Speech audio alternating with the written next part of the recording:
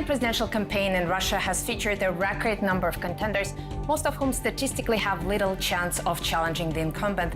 And that's not only because of Vladimir Putin's still enviable approval ratings, but also because after 18 years of his leadership, the prospect of power transition in Russia looks increasingly precarious. If not Putin, then whom and what? Well, to discuss that, I'm now joined by Ksenia Sobchak, a candidate in the 2018 Russian presidential election. Ksenia, it's great to talk to you. Thank you very much for your time. Thank you. Now, when you announced your candidacy a few months ago, you positioned yourself as a protest candidate. You said on a number of occasions that you do not intend or do not plan to win. I wonder if your strategy has changed in any way, perhaps to include something more than just getting the protest vote. Well, first of all, I want to comment on what you said about if not Putin, then whom. I think whom and what? And what, yeah. I think a very important thing that this question by itself leads us to nowhere. It's not a good question and not a right question to ask, because it doesn't matter who, if not Putin. I would love anyone to be on his place, but the most important thing is them to change every 4 years. Well, I strongly disagree with you, because I think the Russian history shows that the power transition is a very, very precarious moment. Russian history shows that we don't have experience of democratic rule. That's why most important in power transition is a change every 4 years. It doesn't matter who they are, even if they're not that effective as Putin. The most important thing is that they should change every 4 years, and they can only be 2 times for their lifetime. So what I fight for is that the whole system now in Russia's elections is unfair. Putin wins not because he has a big support, but because no one else can go on free TV and say what they want for many Well, now you have this opportunity, and if I may bring you back to my opportunity, I can have only for this campaign time. When I talk about free media, I talk about totally the same level of different opinions for years, and now we can see 18 years of only one position on all the federal channels in Russia. Ksenia, and this is the biggest problem. I actually agree with you on many of those points. I'm not arguing with that, but I want to bring you back to my original question, and that is whether you, at this point of time, whether you are aiming for something more than just the protest vote. Do you want to be that anyone else, as you just pointed out? I want to show people of Russia that there is another point of view. This is the goal of my campaign. I know you can't win on the elections where only Putin always wins. So there is no sense of talking what would be if I would win. I will never win on the elections like in a casino where always casino wins. My goal is to speak to millions of Russians now on federal channels, because it's the only opportunity in modern Russia to speak to them during the presidential campaign, because after campaign and before campaign they shut those doors. So my opportunity is to speak and tell them the truth. This is a rare opportunity, and my dream to make this opportunity common for them. Well, speaking about the truth, because I think many of the issues that you raise, I think they're pretty much in line with what the current administration preaches. For example, Putin himself said on many occasions that Russia needs more competition, both political and economic. But he never gives it. Economic. So you can say between, look, truth and lies are spoken by the same words, but people always feel when a person says truthful feelings or he's saying some lies. So when he says, I want concurrence, it's a lie, because if he wants concurrence, why he doesn't let Alexei Navalny take this in competition? Because there's a lawsuit, but you created this lawsuit not to get him involved my point is that it's not only Putin. His administration ministers, for example, they say that Russian governance is not very efficient, it's too bureaucratized. But they do nothing. They just agree with something people already see. So what makes you different? Because you guys pretty much preach the same message. No, not at all.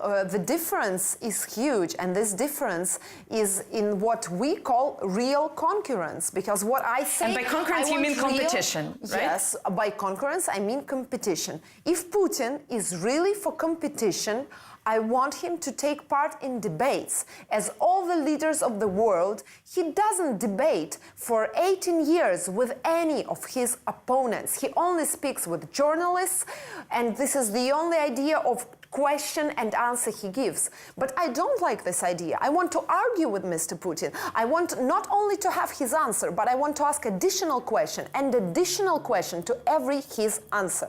I don't have this opportunity now, and no one has in our country. And this is not fair. By only this thing, by lack of debates, we can say that those elections are not fair. I want to see the same debates I saw Trump with Hillary Clinton. Well, but I want don't to see understand Macron on debates. I don't understand why I don't see Putin if he's not afraid of because opposition? this is their political tradition, and Russian political tradition is different. This is a bad tradition. If we are talking about democracy, and Mr. Putin many times said that Russia is a democratic state.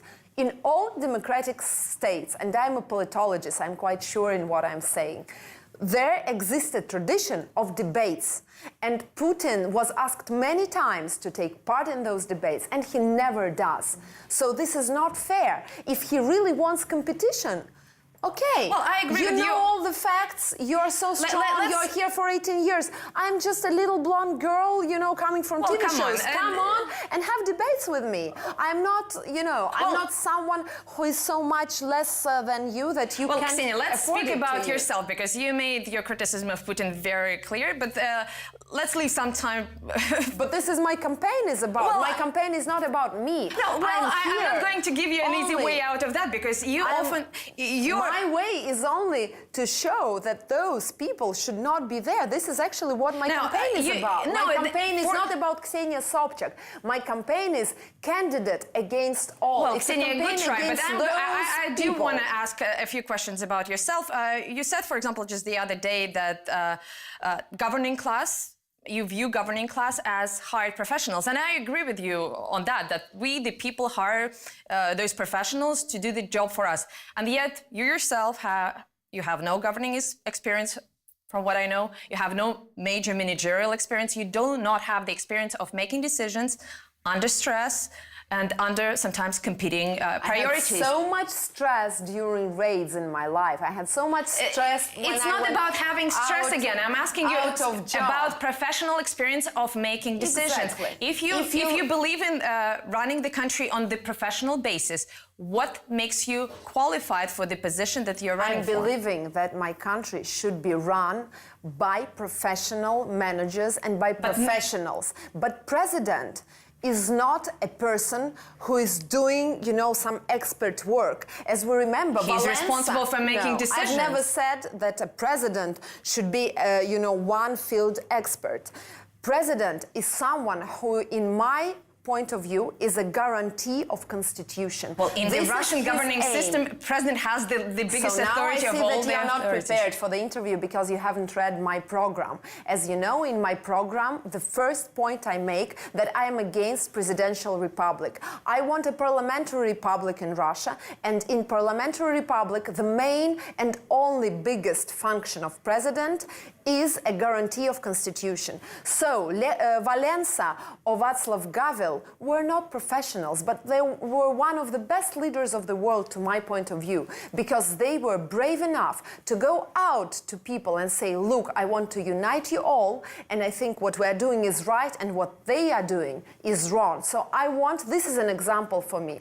I am a person who wants to guarantee that the constitution written by my father, by the way, will be really guaranteed in this country. And I want Parliament to decide all the important laws for my country. So what you're saying is that the Parliament has to be professional, but not the President. The President does not need to. I say that we don't need presidential republic. We don't need one person's rule. A president should be a garant of constitution. I bet that even Václav Havel will disagree with that. So Václav Havel was not a professional, as you know, when he became a president. He was not a politician. He even said, I'm not a politician, I'm just a person who cares. So I'm also a person who cares. And in the state where politics was killed, all the professionals were suppressed so that they couldn't take part in politics if they are positioners. So in this situation, now we just need brave people who are not afraid. So now I'm just a brave person who says, look, I'm not afraid. And unfortunately, this is already enough now to go and fight for power, because all the people are really afraid of what's going on in Russia. They are suffering with fear. That's why those professionals who should rule, they're sitting at home, their doors locked, and they're afraid of the government. So they don't go out on the streets, they don't vote. Well, they took to the streets just yesterday, but... No, this is not true again. Look how you're lying. Ksenia, please... You're lying. They didn't go on the streets because took to the streets yesterday. Because the government didn't approve these meetings, and they said everywhere, if you go out, we will put you to police. You just accused me of lying. I said people took to the streets, not that the government approved of that. People did but people that was take unconstitutional. No. Regardless of that, did people take to the streets? What do you mean, regardless of unconstitutional things? You can't take be to the regardless streets of this. on Sunday to support your former associate This is what usually propaganda does. I will explain you by fingers. They say, look, people didn't go out on the streets. And when I try to say they didn't go out on the streets, not because there are not so many people who supported. But they did take to the streets. Not a lot of people went on the streets. Only 2,000 people. It's really not enough. And they are not the people? Hundreds of thousands of people in Russia would love to go on the streets, but they are not allowed because government says I think if you people go in Russia are far more freer than you give them credit for. To jail. This is what government always says. They don't give sanction to those meetings. They say, no, this is not confirmed as a meeting. So they do everything to make people frightened of them. Well, so this you are obviously not frightened. Let me ask you... This is the politics of our country, unfortunately. Speaking about the politics of our country, one of your very consistent criticisms of the current government is that it hasn't done something. For example, it hasn't reined in corruption. I agree with that. It hasn't invested in non-hydrocarbon industry. It hasn't done much of that. But the same argument, the same didn't do argument could be equally applied to you. No, it cannot apply to me. You haven't run an NGO. You haven't run an NGO fighting for people's rights. It cannot. You haven't started an innovative business. You haven't done much in the way of public service. I have unfortunately, you don't know much about me because I had started an innovative business. I have a big agency who works in internet, selling advertisements, selling many commercial How does it count for public service? Why I should do something for public service if I only begin my political career? That is my question. Why would you, if you take your bid seriously, why don't you have... I'm a very successful businessman in my past. I had my restaurants, which I ruled for many years and got a good revenues for that. I made a big business on advertisement. I sold it because I went to my political career. So my political career is only starting, and I hope on this way to make lots of things. And I don't think it's quite correct to ask the same things of a businessman, Ksenia Sobchak, who was doing business and successful business for many years, and from president who should be doing I'm this not comparing you, but you're saying, but these things could be applied to me. What the things same can be applied to me? Didn't do for 10 years economy of the country, but I was not Putin. But you haven't run an NGO, for example. What do you mean? I was doing my own business, and I'm if you run for the position of the president, I would assume, maybe I'm wrong, that it requires a certain degree of public involvement, of public service. I'm sorry, in the country which is autocratic like Russia, there only one quality you need to run to a president's, one quality that Alexei Navalny and I share. It's the braveness, because people who go against Putin, they end their life in prison. And you know this for sure. So to be a highly developed, a manager, this is unfortunately not enough now. You have to be brave. And after those people like me will break this wall of autocracy, then those managers can come out and rule. And this is my goal. I don't want to cede powers. I want to break this wall of autocratic regime. Okay, Ksenia, for the time being, we have to take a very, very short break, but we will be back in just a few moments. Stay tuned.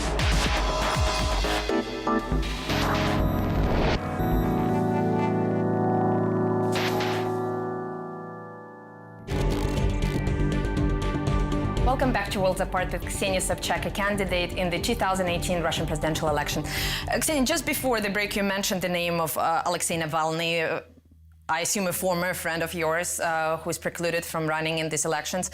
And his supporters took to the streets in a series of unsanctioned rallies just the other day. Apparently you didn't make much of it, but I think that was a notable event, and they defied the government several times before. It was only 2,000 people. It's not all the supporters of the idea. Well, given the meetings are unsanctioned. This is what I mean. Well, given the tyrannical atmosphere that you just put out, that First, counts you don't for something. let people go on the streets, and then they say, so not so many people, only 2,000. No support of opposition. Thousands of people would go out. Ksenia, you're arguing with yourself now, because I said that people took to the streets, and you earlier denied that or tried to argue with that. What do you mean took the streets? They took 2,000 people. It's not enough. It's not what you said. You said, but look, people went out. It was a small quantity. They did go out. They did, but small quantity was not because it was small quantity, but because the meetings I never were tried to banned. qualify it. You tried to do that, but let's stop wrangling about it. I think the reason why people took to the streets and why Alexei Navalny called them to go out was his call for the boycott of those elections. And boycott means not participating at all. Isn't he the real protest candidate, the candidate who is really against all, rather than, let's say Yes, you? I think he's a real candidate, and I think that he should be led to the elections. Unfortunately, that was not made. And here we share different ideas, because I don't think that boycott is effective. I think boycott will play only on Putin, not against Putin, because the less number of people would come and vote out of protestants, the more percentage of those who come will be for Putin. This is obvious, and I'm against this idea. That's why I decided to participate, to unite those who go and vote on those elections, to say how many people are against, so that Putin would not get any vote. You earlier accused the current authorities of trying to downplay the opposition support in Russia. I know that, everybody knows that there has been a bit of a falling out between your campaign and Navalny campaign. There has been a number of very public spats. Yesterday, Alexei Navalny published a comment that was not very complimentary of the post in which you were tagged. What do you mean? Well, I think he accused, there was a rumor that you visited him in the detention facility. Somebody wrote about you visiting him in the detention facility, to which he replied that it was a lie. Anyway, it's clear. But what does it have to do with me? I did my best. I brought some food. I spoke with policemen. I never said I saw him personally. Yeah, but it shows that there is not the kind of agreement between various opposition forces, or even goodwill. That happens because this is what I share as democracy. You shouldn't be all agreed like this, like all the people who work around Putin. There are lots of personal attacks. If you guys are united by the common goal, which is bringing more... I don't do any personal attacks, so this is not a question to me. I think you better ask But Alexei. you did chase his campaign manager on camera. No, but I never do personal attacks. I just wanted him to apologize. But it certainly for what didn't they show did. the opposition in the very pleasant but what light. I can't, look, I can only answer for myself. I can't answer for other people. Yes, I think some of the moves Alexei did and other opposition leaders did were not really sensible in terms of uniting us all. But I try to do everything to avoid this. When you chased his campaign manager quite deliberately... I was not chasing, I just wanted his apologies. I didn't get them, and then I finished Don't you think subject. that by doing that, you are playing in the hands of those who actually are looking for any pretext to discredit the opposition? If you come and say, please apologize because you said lie, I don't think it plays on someone's ground. That's up to you. You said that you share a lot of common ideas, and I think politically, and Navalny stands on both leftist and nationalist positions. He is on record saying that when he comes to power, he is going to expropriate the properties of the current elite. And I think in Russia, that is something that could be very appealing to the people, especially the poor, the young. Would you personally like to see another expropriation redistribution campaign in this country? Well, I think we should be very definite in our terms. I don't think that he says about expropriation of the elite. I think he, in his program, and if I'm not mistaken, speaks about expropriation of the people connected with corruption. With this, I totally agree. You know that he's not just the leftist. I think he's a revolutionary leftist. He's pretty much about, blowing up the current system and building something new in its place. And that is a fundamental question for Russia. How do you change Russia? Whether you change it from scratch, starting to build from a clean slate, or whether you work with the current system. It's very important for me to get your position on that. Are you in favor of revolution or evolution? Our view of future Russia is really different, because I think that, unfortunately, the only good way for us is a long way. I know that many people want a fast change, but fast change only happens as a revolution. I'm against revolution. On that you agree with Putin rather than with Navalny? Look, what do you mean I agree? I don't agree with Putin. Putin doesn't say the real things about this. If a person says, I'm for everything good and against everything bad, of course you will agree with him. He specifically articulated that he prefers an incremental change in Russia. But then why he doesn't do it for 18 years? He knows that Rothenberg steals. He knows that Timchenko is probably stealing. He knows many governmental people who are stealing from the state. Why he's not punishing them? Why he's only punishing Ulyukayev, who stole from Sechin? And he's punished not because he stole from state, but because he stole something from And Sechin. you really believe that Putin has that kind of authority to deliberately target any given individual in our country? I know that Putin has all the powers in Russia, and his word is the last word in our country. But you understand that in such a big country like Russia, not every question could be addressed to a president, for sure. Of course, and that's the problem, because all the people around him sit and think, okay, what Putin may think about this, or maybe we intrigue that Putin already said to us we can do this. And then hundreds of intrigue has become the reality of our life. But the problem is that we don't have law, we have intrigues around what Putin will think about this. And this is, I think, a really bad situation, because I want to live in a country where everything is ruled by law, not by president. Well, I think many people would agree with you on that, but I think the problem in Russia is not what, but how. And this is actually what Anatoly Chubais, one of the architects of liberal reform in Russia, said recently at the Gaidar Forum, that the problem is not, we all agree that the Russian future is democratic, but the question is how to change that. And from his position, it's not just about political will, it's about the energized citizenry. What have you done in your campaign to encourage that citizen muscle? I've done a huge tour. I visited more than 18 regions of Russia already, and in every city I gather big halls where I speak with people. I talk about the need for change. I talk about the problems we face. I agitate all around Russia. And my main goal is education. I want to educate people. I want to bring them truth. And I want to gather all their problems to make them federal. So I go on all the regions of Russia and I gather those problems. And I want, Can I ask you specifically about that? Because I've been following your campaign, and sometimes it really looks like a more hip version of Putin's annual call-in show, because you would go to some rundown hospital, people will tell you how bad things are, and they would be hoping that the publicity will make the local officials pay attention. But it's the same old Russian paternalism, waiting for the officials to fix the problem rather than being the change you want to see in the world. Don't you think that you are essentially playing the very same Kremlin tactic? No, I'm not. I'm the change people want to see, because with me comes the light to their problems. When I come to those hospitals... Are you the change that you want to see in Russia, that you want to see in the world? Somebody who not only talks about the problems, but who fixes them. I fix them by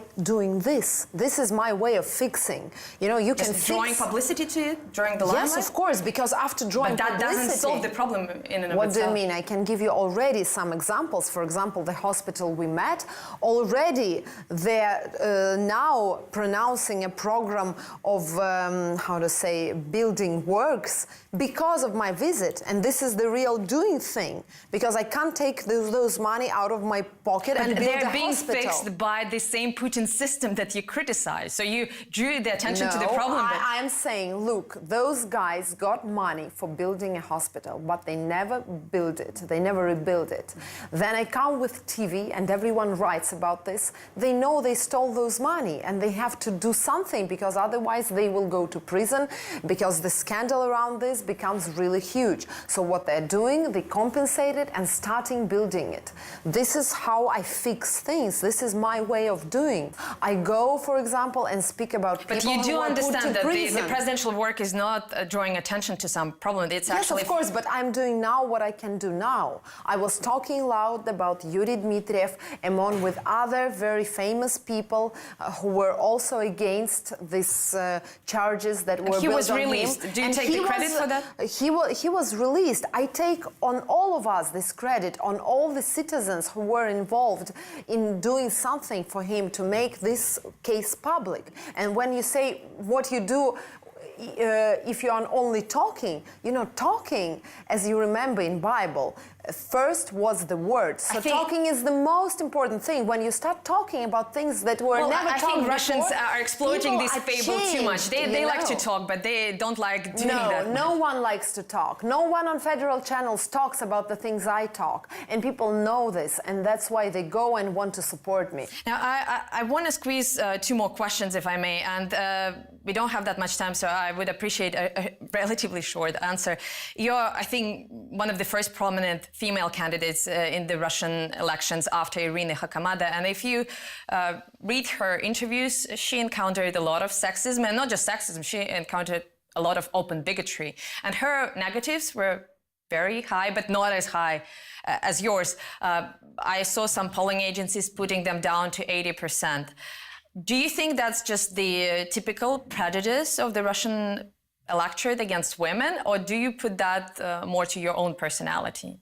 Well, first of all, I don't believe in those kind of polls, because those polls are done in the same ways as everything, as they count votes. It's like the same kind of organizations. And So you do not think you have the negative? No, I don't see it around me. I see so much support, especially when I go out of big cities. I see so much support of people who come like... But this is a statistical fact that women in many countries do encounter more challenges running for the office. I feel it too sometimes, but I think we shouldn't pay attention to this. We just should do what I think is right, because, well, yes, it exists. Many men don't think that it's right for a woman to rule their life. They don't think that in patriarchal society that's a good thing to do. But what we can do about this, we can just prove that this is not right. But well, what I think you're far less agreeable than most Russian women. You certainly know how to get your way. And I have one last question. I don't want you to take it as a personal attack. I think it's an important one.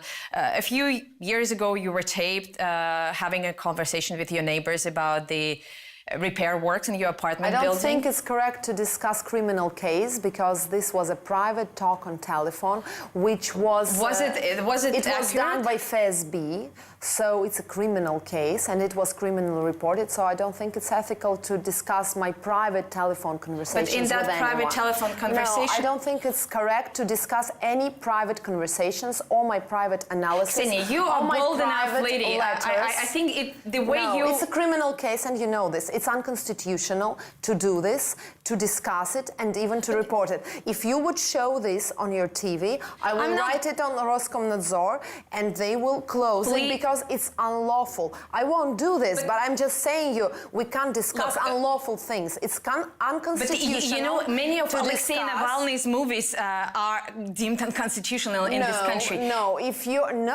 His movies are discussing corruption. Ksenia, I'm going to ask showing palaces of the people. Look how you do it. This we discuss. Palaces of the people who are built on my money and yours money. We are talking about how you relate to other people. My private telephone in which you said that you wouldn't care. I'm not going. You wouldn't care more. It's illegal to discuss my telephone calls. Listen, if you're working with FSB, who took these calls, once again, if you're cooperating with them, I think you can do a certain other. Listen, millions of people in Russia listen to that call. I don't want to listen to any calls. I'm not listening to Nemtsov calls, who was killed. Okay, whose calls were also there. So no, I won't discuss my private calls, which were illegally taped by FSB, as I was not listening and never would listen to Nemtsov calls that were also distributed through all the internet. Ksenia, let me ask you a question. I think it's something that people don't do. It's unethical, and my mother, when it's unethical, I was legal, given what was on that call, you think it was unethical? It's unethical because it's my private. I can say in my home whatever I think is right, and in my letters, private letters, I can write whatever I think is right. And my mother said to me that I should never read someone's SMS, someone's letters, and discuss some phone calls Didn't your mother tell you that you should be nicer to people when you talk on the phone? I was never doing this. And my advice to you, be ethical enough not to read some other private letters, you know? No, but it's an important question for me as a person. This is an illegal question. Again, this is FSB and my private life. Because we are running out of time, let me pose it in a way that would not impeach on that call, but I will still have the same message across. You're known as somebody who has a very snobbish attitude to other people, and I think you demonstrated that in that call. How? Can you explain, apart from this call, which was my private life and which was taped, and now can you give another example of this snobbish attitude? I think just one. Give me one journalistic example. Well, I think one legal journalistic example. Well, even now, I think you are. As a journalist, I think you don't want to discuss this problem. I understand why. It's illegal. It's because it's illegal. But so anyway, I'm not snobbish, and I'm asking the job just of for a president journalistic. requires a certain degree of consideration for the other people, a genuine accommodation of their concerns. Do you think you have it in yourself to show that accommodation to people who live next door to you, to people who live across the street, or to people who live at the other end of the country? Of course, this is what I'm doing now, and this is actually what my campaign is about. Actually, this campaign changed me a lot too, because when I go to people, when I see how many problems they have, and when I see that I cannot solve them all right now, I'm trying hard, I'm doing my best, but I see that sometimes I can only hug them, I can only cry with them, and that's maximum that I can do. Of course, it touched me very much, and it touches me now. And actually, I'm not a person I used to be when I came to this campaign and now, because I saw so many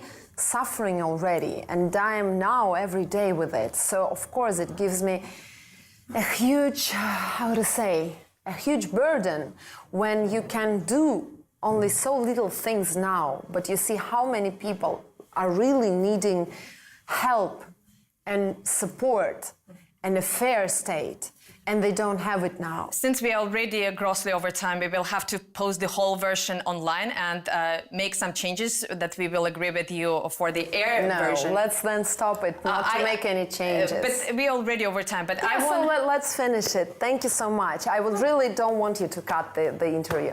Thank you. It was nice meeting you. You are not going to accommodate my last question? I just don't want you to cut anything. Thank you. Thanks. Thank you. I appreciate it.